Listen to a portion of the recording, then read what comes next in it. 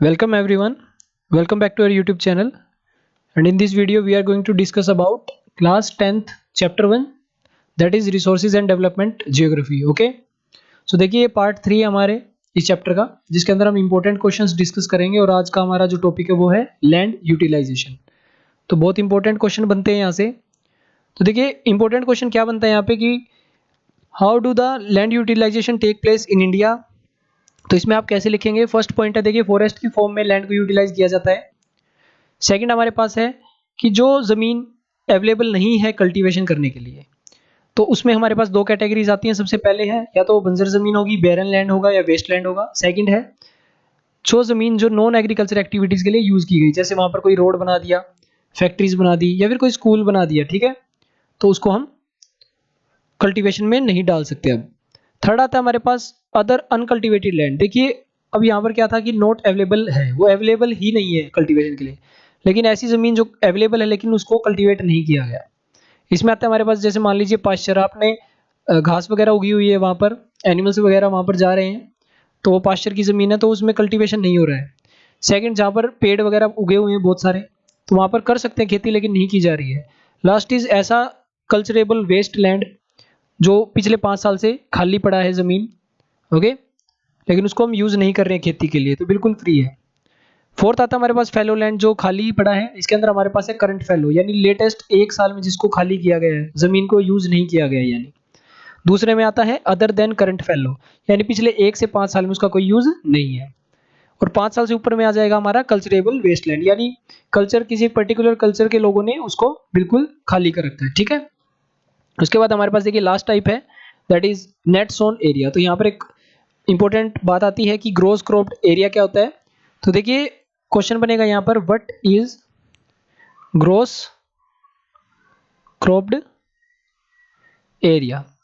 Okay, gross cropped area यहाँ पर एक क्वेश्चन बनता है इंपॉर्टेंट। तो एक ऐसा एरिया जिसको मोर देन वंस सो किया गया है 1 साल के अंदर, प्लस नेट सोन एरिया, इसको बोलेंगे हम ग्रोस, यानी कुल क्रॉप्ड एरिया, ठीक है।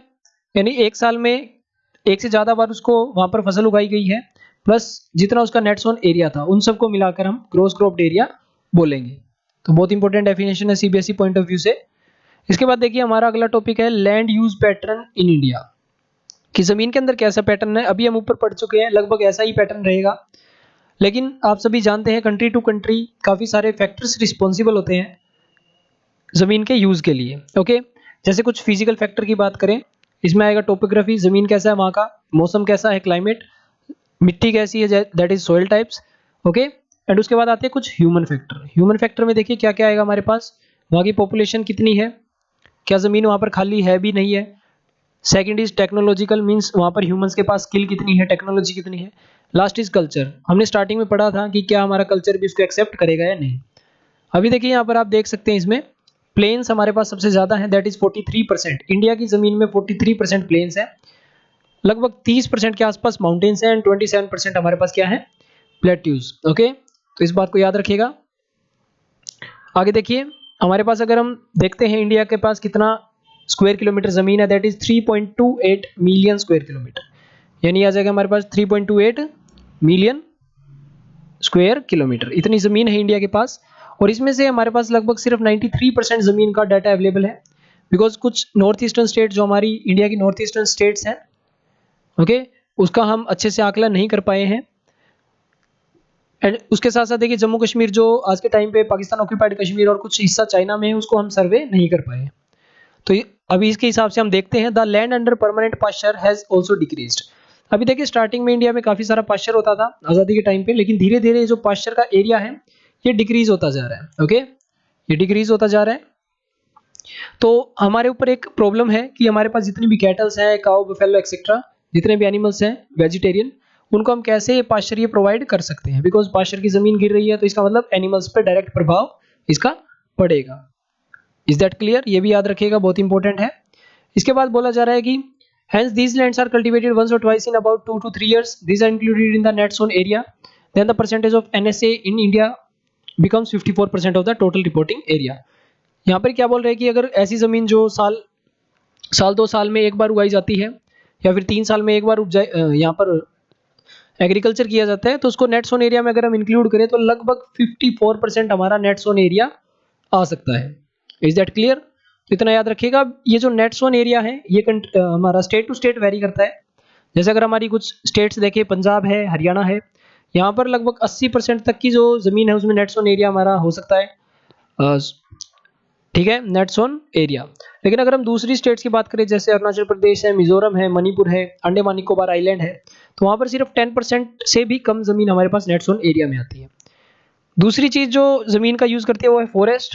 आप देखिए हमारे पास 33% से भी कम हमारे पास जियोग्राफिकल एरिया में फॉरेस्ट है, और नेशनल फॉरेस्ट पॉलिसी के अकॉर्डिंग।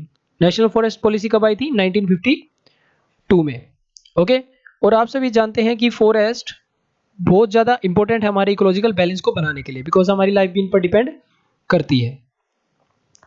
ओके, तो ये आपका इंपॉर्टेंट यहाँ पर आता है। इसके बाद देखिए अगला जो हमारा टॉपिक है दैट इज लैंड डिग्रेडेशन। अभी हम पढ़ चुके हैं लैंड यूटिलाइजेशन कैसे होता है, लेकिन डिग्रेड भी हो रहा है, ज़मीन खत्म हो रही है, हम उसको कंजर्व कैसे कर सकते हैं। देखिए यहाँ पर कुछ इंपॉर्टेंट पॉइंट्स हम डिस्कस करेंगे, क्वेश्चन आ सकता है व्हाट इज लैंड डिग्रेडेशन। तो लैंड डिग्रेडेशन क्या होता है कि ज़मीन का जो वेस्टेज हम कर रहे हैं, ओके, एक सिंपल सी 1 मार्क्स में एक डेफिनेशन आप लिख सकते हैं, the wastage of the land which depends on various factors like pollution and some human factors. Okay, अभी देखिए 95% ऑफ आवर बेसिक नीड, हमारी लगभग 95% नीड है जो ज़मीन से आती है, फूड, शेल्टर, क्लोथिंग एक्सेट्रा। तो इसलिए ज़मीन को बचाना काफ़ी ज़्यादा ज़रूरी है। कुछ ह्यूमन एक्टिविटीज़ है जिनकी वजह से ज़मीन खराब हो रही है, जैसे डिफोरेस्टेशन, पेड़ों की कटाई, ओवर ग्रेजिंग, ज़्यादा ग्रेज कर लेते हैं एनिमल्स, माइनिंग की एक्टिविटीज़ है, क्वेरिंग है एक्सेट्रा। तो देखिए यहाँ पर माइनिंग से कैसे होता है, इस पे एक इंपॉर्टेंट क्वेश्चन बन सकता है, माइनिंग साइट्स कैसे खराब करती है ज़मीन को। देखिए लंबे लंबे डीप स्क्वायर्स छोड़ देती है, ट्रेस छोड़ देती है, ओवर बर्निंग हो जाता है कई बार। कहाँ कहाँ पर माइनिंग होती है भाई? झारखंड है, छत्तीसगढ़ है, मध्य प्रदेश है, उड़ीसा है। यहाँ पर पेड़ों की कटाई की जा रही है माइनिंग के चलते। देखिए हमें माइनिंग करनी है तो पेड़ों की कटाई की जा रही है ताकि एरिया साफ हो वहाँ का। ये तो हो गया इन स्टेट्स में। तो क्वेश्चन पूछ सकता है कि माइनिंग की वजह से कौन कौन सी स्टेट में ज़मीन खराब हो रही है। ठीक है, फिर आता है ओवर ग्रेजिंग की वजह से कहाँ कहाँ पर ज़मीन खराब हो रही है। तो इसमें आएगा गुजरात है, राजस्थान है, मध्य प्रदेश एंड महाराष्ट्र। अगला है इरिगेशन की वजह से, यहाँ पर आएगा answer Punjab, Haryana and UP. ठीक है, यहाँ पर ग्रीन रिवोल्यूशन हुई थी, आप सभी जानते हैं। इसकी वजह से क्या हो रहा है कि पानी की मात्रा जो है वो बहुत ज़्यादा बढ़ गई और सैलिनिटी, अल्कलिनिटी भी बढ़ रही है, और इसकी वजह से हमारी जो ज़मीन है वो खराब हो रही है। इन सब पर डिपेंड करता है, और ये आपके इंपॉर्टेंट क्वेश्चन में आ जाएंगे यहाँ पर। ओके, सो यहाँ पर देखिए इस लैंड डिग्रेडेशन को रोकने के काफ़ी तरीके हैं। सबसे पहला एफोरेस्टेशन, पेड़ उगाइए बहुत ज़्यादा। फिर ग्रेजिंग को मैनेज किए, मतलब जो हमारी ग्रेजिंग हो रही है उसको ओवर बर्डन ना होने दे ज़मीन पर, प्रॉपर ग्रेजिंग का तरीका हो। थर्ड तरीका आएगा शेल्टर बेल्ट्स में पेड़ों को उगाए।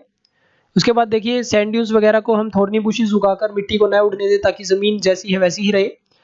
ओके, और उसके बाद आता है कि माइनिंग एक्टिविटीज़ को भी थोड़ा सा कंट्रोल में रखें, और हमारा जितना भी इंडस्ट्रियल एफ्लुएंट वेस्ट है उसको अच्छे से ट्रीट करके ज़मीन में डालें, या पानी में उनको अगर हम डाल रहे हैं तो अच्छे से ट्रीट करें। ओके, उनको साफ करें, ऐसा नहीं कि वेस्ट का वेस्ट ऐसे डायरेक्टली हमने उसमें डाल दिया। So okay, is that clear? ये थे आज के हमारे इंपॉर्टेंट क्वेश्चन पार्ट 3।